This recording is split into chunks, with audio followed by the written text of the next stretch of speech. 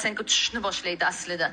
Lekin agar man okey, dunyo okey, hammasi yaxshi, hammasi joyida, xatolik yo'q.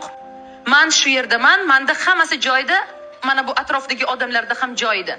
Muhokama qiladigan odam u o'ylaydiki, men idealman, menda hammasi zo'r, kamchilik odamlarda deydi. Va mana shu yerda noadekvat samootsenka haqida. Samootsenkani men ikki turga bo'laman. Psixologlar uni 3 ta tur deydi. Past samootsenka, normal samootsenka va noadekvat yuqori samootsenka deydi. Men unaqa hisoblamayman. Men samootsenkani ikkita deb o'ylayman. Samootsenka yoki past bo'ladi yoki u adekvat bo'ladi. Men sizga aytaman, siz bilan tepadan gapiradigan odamlar bor-ku, bizlarning ko'zimizga ular xuddi samootsenkasi juda balanddek ko'rinadi. Va samootsenkasi juda baland deymiz.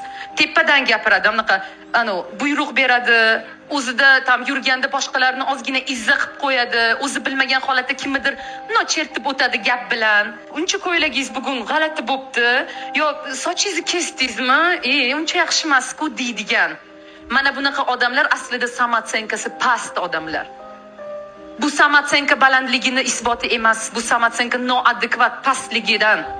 Chunki samootsenkasi past odam birovni hisobida o'ziga samootsenkani olgisi keladi, olqish olgisi keladi.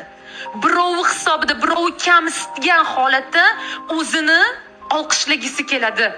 Hattoki ishxonada ham kimdir nimadir qilsa agar shuni keladi, o'sha yerda kamchilik izlagisi keladi. Unga bu juda muhim. Uning kamchiligini, voy, falon narsa qilibdi. Yo, noto'g'ri qilgan-ku deydi. Nimadan bu? Shunaqa odamlarni shunday ko'rsangiz yoki o'zingizda shuni his qilsangiz to'xtading.